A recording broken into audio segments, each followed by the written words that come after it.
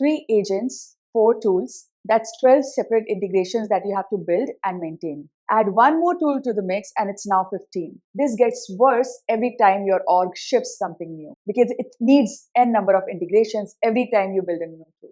There's a way out of this. It's called MCP, Model Context Protocol. If you've ever used a function call, you know that your model can use a tool. You hand it the function and schema of every single tool. The model decides when to call that function, and you call the function yourself. The naive way to build a tool function, the way every tutorial shows you, is to put the tool code directly within your agent code base. And for one agent or 2 agents, this is fine to put the tool code within your agent code base, but it doesn't work at a scale. So this is my 2-agent security system that I built, which has 2 agents called red agent and blue agent. The red agent would attack with potentially harmful prompt to find out vulnerabilities in that target system.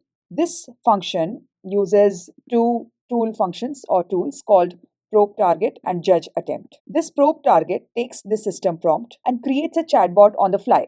It also sends the potentially harmful message to test this chatbot that it created on the fly with this target system prompt to find vulnerabilities in the target system prompt. This dispatch function will send this response along with the target system prompt and the original harmful message to the second function called judge attempt, which then gets the verdict as to what were the exact vulnerabilities, where it failed, where it passed. So I have activated my environment here and I'm in the right repository already. And I will just run my 2-agent security system with one red agent and one blue agent. So red runs first, it's attacking agent. It makes 5 different kinds of attacks on my target prompt. First is instruction leaking. Second is role confusion jailbreak. 5 different kinds of attacks. Prompt injection, output format manipulation. 2 functions as we saw within the red agent. Both have run and now this red function has created a report. Confirmed vulnerabilities 1. So it found 1 vulnerability out of 5, which was instruction leaking. If a function already handles tool use, why do you even need the whole protocol? What does MCP give you that a simple function call doesn't? Let me show you where a simple function call breaks. This red agent essentially imports these 2 functions from its own repository, from here, right? Now there's a problem with that. The main problem is that these 2 methods have to be within the same repository, which means RA agent repository, the main repository. What if these 2 methods that it needs are not available to it? Maybe it doesn't have the code available within the same repository. Second problem is these 2 methods have to be in Python. But what if they were created in some different language? Now, the third problem and the biggest problem is that what if there's another agent in a different repository that needs to use either the judge attempt function or the probe target function? In that case, it would need to copy these 2 functions from this repository. So that creates a lot of copies of these custom functions that we've created, which is quite inefficient because it causes the M into N problem. M is the number of agents and N is the number of functions or the tools. So for every single agent that needs this probe target function or the judge function, and that many copies of code need to be created, which is very inefficient because what if there is a bug in this, or what if I update this judge attempt function in this repository, but then some other agents that copied this same judge attempt function do not have that updated version of this code. So it's quite an inefficient system for which we need an MCP. The math is M times N, and the work really explodes as M into N grows. All of these problems come from the same place. There are M different tools and N different agents. There's no agreement as to how this agent will speak to this tool. So there's a custom integration problem. So how do you avoid this M into N explosion? You stop letting every single agent talk to every single tool directly. You build a protocol layer between them. Every agent speaks that one protocol, and all the tools are behind that protocol. And here's where the math changes from M into N to M plus N. You build a tool only once, and any agent you build in the future can use that tool. All right, so now I have implemented MCP. So basically the 2 functions we talked about, the judge and probe target function and the judge attempt function. So these functions remain exactly the same, but instead of being imported directly within the red agent here, we were importing them directly. Now we are not importing them directly. We are calling them during runtime using MCP server.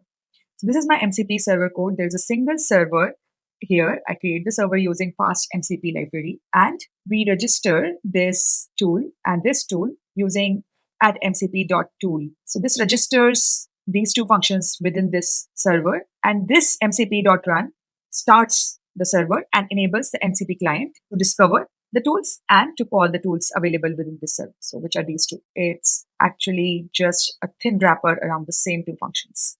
So let's look at three files exactly. One is red agent. Red agent is not directly importing the two functions. It needs to call within this method called dispatch attempt attack and make dispatch. Now with MCP, since it cannot import those functions right now because now they're registered with an MCP server, therefore it's taking these functions as their inputs instead of calling them using the import. You can see here probe function, judge function, it's been taken as a parameter. It's exactly the same function, exactly how it worked before. The only difference is how it's calling the probe function and the judge function. And same for this function. Make dispatch is also taking in probe function and judge function as parameters here. Let's go to the third file, redblue_mcp.py. Now this is where our client lives that calls the MCP server, right? So how it works?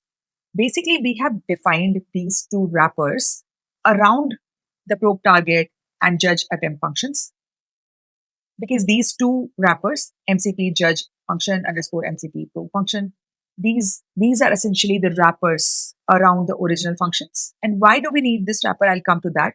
But basically what's happening here is within the main function, you're calling these two wrappers underscore MCP probe function underscore MCP judge function. Now this is the client. So it's establishing a connection. It's called discovery, establishing the connection with MCP server. We need this wrapper functions because the format of the inputs that the MCP tools within MCP server take is different from what we need in our red agent. That's why we need a wrapper that acts as a bridge between our agent and the tool registered within the MCP server. Right. So in this terminal window, I would run the MCP server first. So Python tools/MCP probe server. In a different terminal, I will run the agent again and see the outputs compared with the previous results. If those results look the same, then it means that MCP server worked perfectly fine, because it should not affect the output or the results. It should just change the way we call the tools from the agents. Let's just run the red agent again and see if the output matches the previous output of the red agent. It should match because we're not changing the functions, the agents at all. We're just changing the way we call the tools from the agent. All right, so let's run the red agent again. This time we're going to run the red agent via the MCP client. So redblue_mcp.py. Connecting to the MCP server, processing request, discovered tools via MCP. Okay, discovered these two tools. All right, so it's exactly the same thing how we were running previously directly the agent. Now we are running it via the MCP client. And you're seeing that the attempt 1 of 5, attempt 2 of 5, all the exact attacks like instruction leaking, role confusion, jailbreak, all are running the same way. So both the probe and the judge tools are working completely fine. Before we exposed these tools via MCP, it worked exactly like this. All right, let's see the vulnerability that Red found here. Red structured report. Confirmed vulnerabilities 1 of 5. Instruction leaking, exactly the same. This was the exact vulnerability we found earlier. It's the same target. It's the same code of the agents. Nothing has changed except how the agents are calling the tools. Now they're via MCP. This proves that MCP changed nothing. We got the same results as before. And it's very important to check that we didn't break anything in this process. And MCP just changed the way the agents are calling the tools now, which is much more efficient right now compared to before. How it worked now is instead of running the agent directly, you ran the MCP client code. The MCP client connected with the MCP server, discovered the tools, called the tools on behalf of the agents. That's the only difference. And we got the same results, the exact same results as the direct import version from before. Now, the last thing I want to show you is what happens if I add another tool to the system. I'm just adding this new tool to the MCP server, and you will see that the client will discover this automatically. Obviously, in order to use this new tool, you need to make changes to your agent code or maybe have another agent use this. But all I'm trying to say is this breaks nothing within the agents. This does not require any changes within the agent, and I can just add more and more tools as per my need within the server. And these two are completely separate parts, the agent side of the things and the tools on the MCP server. Tools slash MCP probe server.py. So now these are the two tools that we had from before. And now I've added another tool which does nothing but checks response for personal information or protected information, PII. It will check if there are any phone numbers, any email addresses within the response so that we respect the privacy of any person that is included. Now this JSON, I will import it there. All right, let's save it. And I would like to run it to see if the client discovers this new tool. And that's all we need to know for now. All right, let's run it again. All right, so you can see that the client did discover all these three tools, and the new tool is now also in the registry. And I did nothing but just added this tool code here, and I registered it within the MCP server using this decorator called @mcp.tool. It's running same as before. It means that whenever we add a new tool, it's going to be extremely easy for us, because now whatever agent needs to use this new tool, it would use it in the exact same way via MCP client. So this is the scalable version that you would need in production architecture.